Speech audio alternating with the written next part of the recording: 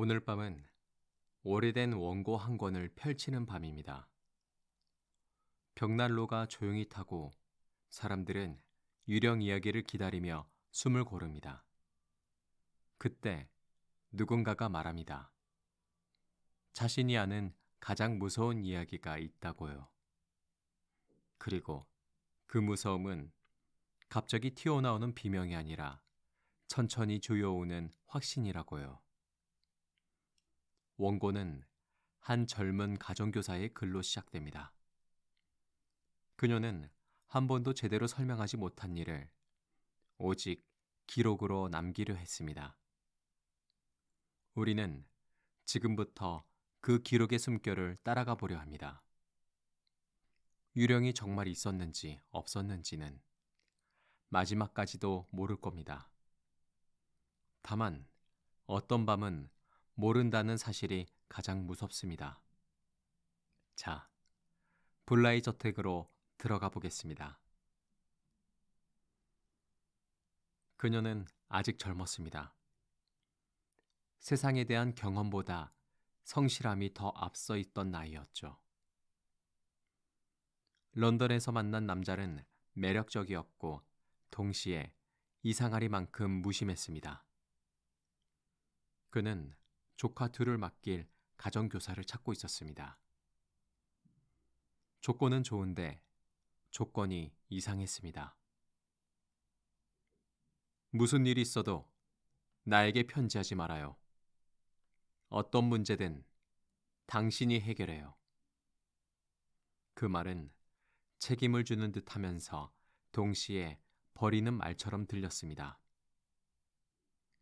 그녀는 잠깐 망설였지만 이 기회가 자신의 인생을 바꿀 거라 믿었습니다.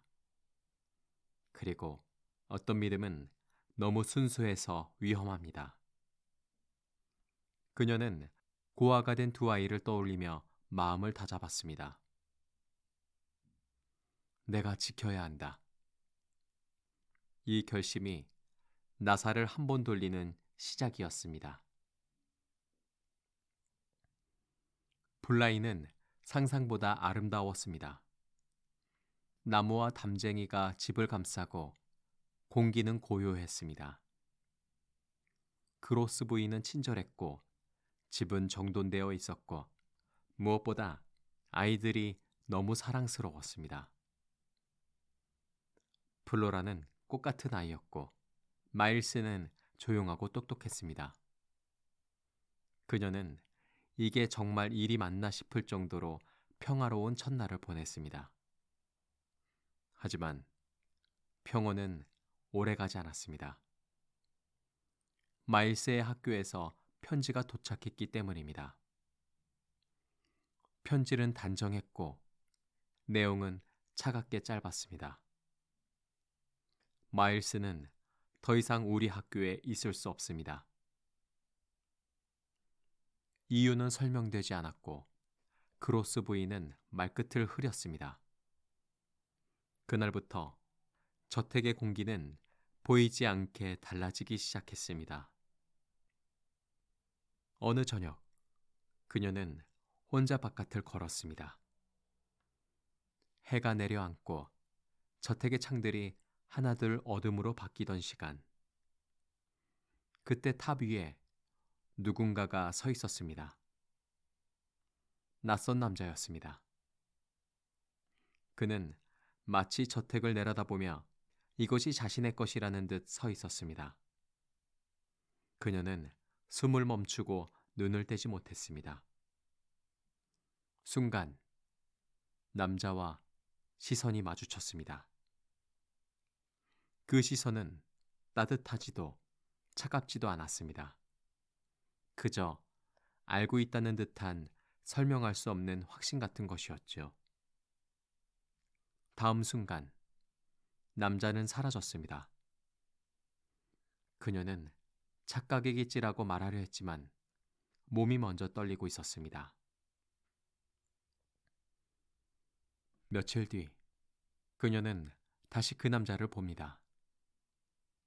이번엔 창 가까이 유리 너머로 너무 가까운 자리에서요.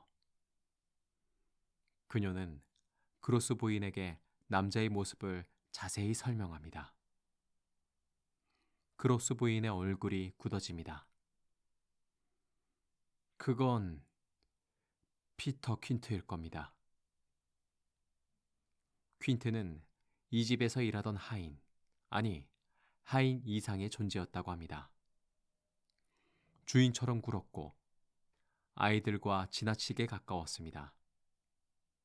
그리고 그는 죽었습니다. 죽은 사람의 얼굴을 살아있는 사람이 본다. 이 단순한 문장이 저택 전체를 서늘하게 만듭니다. 그녀는 자신이 할 일을 알게 되었다고 믿습니다. 아이들을 지키는 것. 이제 나사는 또 한 번 돌아갑니다. 플로라와 함께 연못가로 나갔을 때였습니다. 물은 거울처럼 잔잔했고 바람도 거의 없었습니다. 그런데 저편에 검은 옷을 입은 여자가 보였습니다. 그녀는 물가에 가까이 앉아 있거나 서 있거나 마치 무언가를 기다리는 것 같았습니다. 가정교사는 소름이 돋았습니다. 그로스 부인이 말했던 그 이름, 미스 제셀. 이 집의 옛 가정교사, 그리고 이미 죽은 여자. 가정교사는 플로라에게 묻습니다. 저기 보이니? 플로라는 천진한 얼굴로 대답합니다. 무슨 말씀이세요? 그 순간 가정교사의 의심은 방향을 바꿉니다. 아이들이 정말 못 보는 걸까? 아니면 보고도 숨기는 걸까? 그녀는 아이들을 관찰하기 시작합니다. 대답의 속도, 눈동자의 흔들림, 미소가 유지되는 순간. 너무 완벽한 순수함은 때로 가면처럼 보이기도 합니다. 마일스는 다정했지만 결정적인 순간엔 말을 비켜갑니다. 플로라는 사랑스럽지만 묻는 질문을 흘려보냅니다. 가정교사는 점점 확신합니다. 유령이 돌아왔다. 그리고 아이들이 그 유령과 연결되어 있다. 그 연결은 말로 드러나지 않고 침묵으로만 번진다. 밤이 오면 저택은 더 조용해지고 그 조용함 속에서 그녀의 생각은 더 크게 울립니다. 내가 막아야 한다. 내가 밝혀야 한다.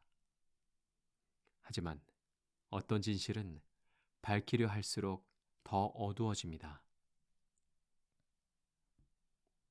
연못가의 사건은 반복되고 그녀는 점점 흔들립니다.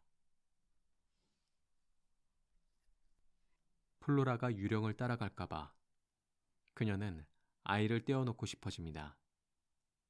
그로스 부인은 그녀를 달래려 하지만 달램은 이미 늦었습니다. 가정교사는 자신이 목격한 것들을 증거라고 부릅니다. 그래도 그녀는 멈추지 않습니다. 아이를 지키기 위해서라면 누군가를 몰아붙여서라도 진실을 끌어내야 한다고 믿습니다. 그 믿음은 숭고해 보이지만 동시에 위험합니다. 플로라는 어느 순간부터 더 이상 웃지 않습니다. 아이의 얼굴에 얇게 금이 갑니다.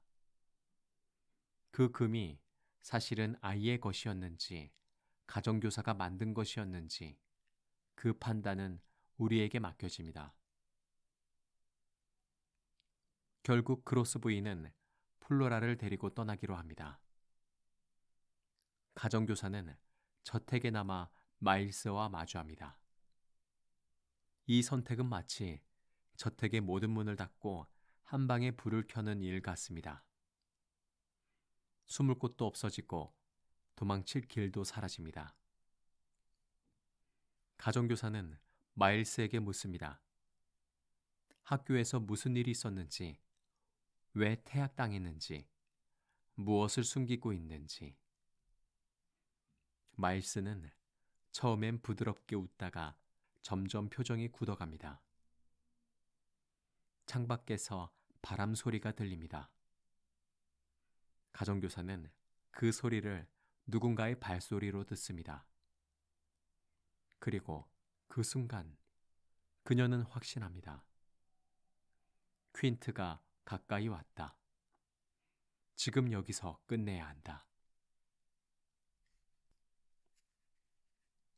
가정교사는 마일스를 붙잡습니다.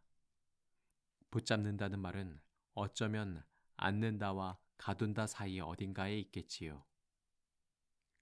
그녀는 말합니다. 내가 그를 보지 않게 하겠다. 그리고 다시 묻습니다. 그가 여기 있지? 마일스의 눈이 어딘가를 향합니다. 정말로 창밖을 본 걸까요? 아니면 그녀의 공포가 그 시선을 만들어낸 걸까요? 가정교사는 창가에 서 있는 검은 형체를 본다고 느낍니다. 그 형체는 말이 없습니다. 하지만 침묵만으로도 사람을 무너뜨릴 수 있습니다. 마일스가 갑자기 외칩니다. 피터 퀸트! 그 외침이 끝나자마자 아이의 몸에서 힘이 풀립니다. 가정교사는 아이를 꼭 끌어안지만 아이는 돌아오지 않습니다. 저택은 조용합니다. 그 조용함이 어떤 비명보다 오래 남습니다. 그리고 원고는 여기서 멈춥니다. 유령이 이겼는지 인간의 확신이 이겼는지 우리는 끝내 알지 못합니다. 지금까지 무엇이든 내레이션이었습니다.